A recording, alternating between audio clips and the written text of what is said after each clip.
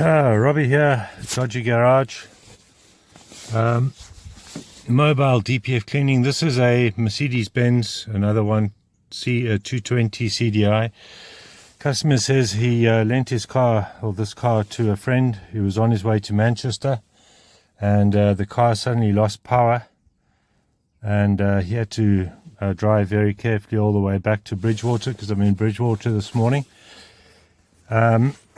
So he took it to a workshop, and the workshop said that the DPF was blocked and that it needed a new DPF, and that's why it lost power, and they needed £1,800 for a new DPF. And he thought, no, hang on, there's no actual DPF warning light, so let's see what we've got. I've already loaded up, I've already logged into the car. There's a number of different fault codes, but they're not relevant to the work I'm going to be doing today. The one I'm interested in is ECM, and here we go. Alright, here we have exactly what the problem is. A leak was detected in the intake air system. The signal comparison is faulty, which is correct. So what the car is doing is it's measuring the difference between the air mass flow, the mass flow sensor, and the absolute manifold pressure sensor, and it can tell that there's a leak. It's the way it works. So and then of course there's glow plug cylinder 2 and cylinder 4. Those are going to have to be replaced, but that's not why we're here today. We're here because we were told that there was a problem with the DPF. So if we go into ignition's on, yes. If we go into the system,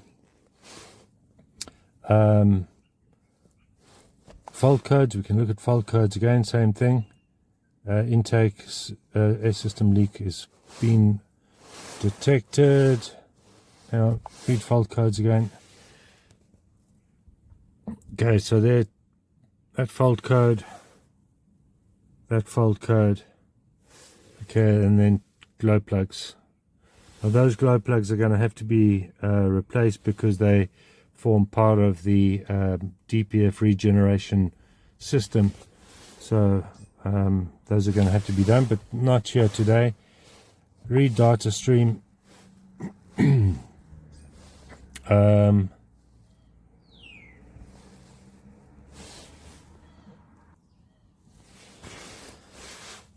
Okay, then we've got 16 different components here, so we're going to select all.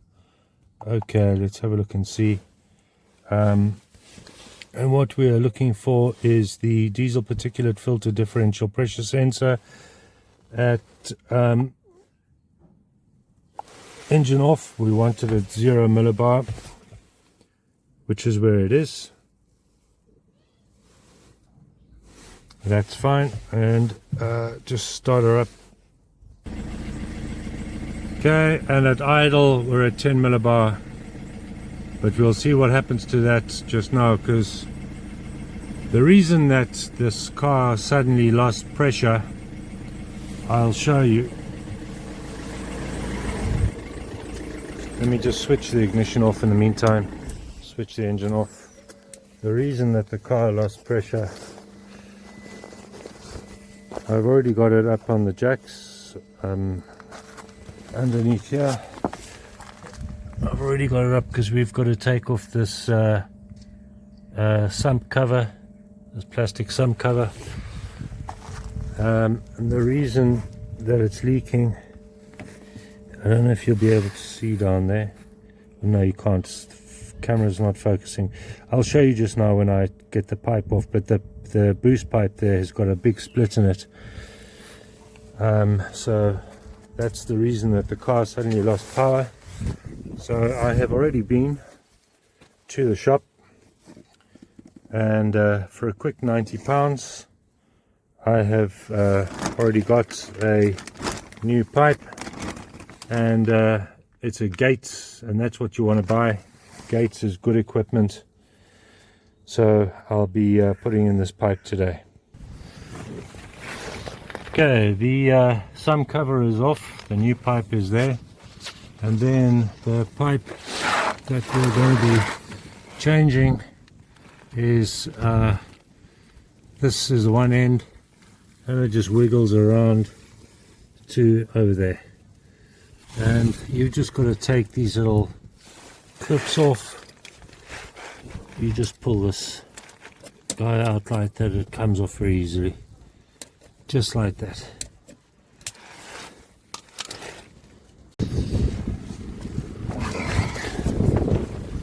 Okay, so here's the old pipe out, and if you look at this end here,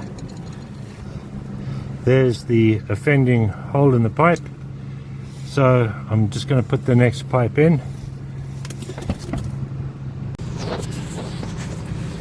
Okay, so the new pipe just clips straight in, just like that. That's in, and there's the other side,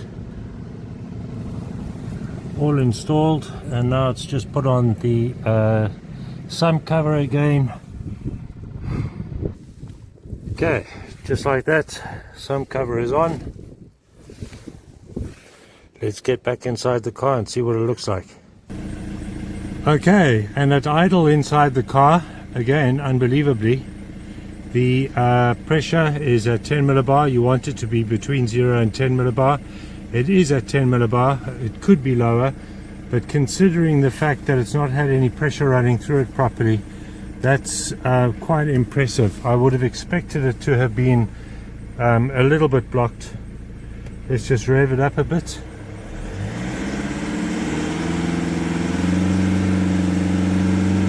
Revs, and we're at 82, 83.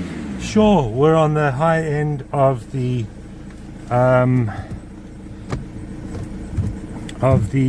pressure area. You want the pressure to be between 40 and 80 millibar at 3000 revs, and we're at 80. But considering the fact that it's not had all that the exhaust gases pumping through the system properly, I'm surprised that it's not blocked up. Seriously, that's impressive. Good cars, these. So the next step that he's going to have to do is get the glow plugs done. I'll see if I can clear those faults, but those glow plugs need to be done. Let's see if we can go through the process of clearing those faults for him. Okay, so we go to special functions. Hang on. We go to read fault codes, clear DTCs, switch off the ignition. Okay, we're off. Okay. Wait for 10 seconds. Let's see what it comes back with. Switch ignition on. Ignition is on. Okay. Clear fault memory completed. Okay. All right. And those two fault codes have remained the glow plug fault codes, which is what I expected. So for the moment on this vehicle, he was told that it would be £1,800 for a new DPF. No new DPF is required. A £90 pipe that's been replaced, and apart from those glow plugs, we're good to go. See you in the next one.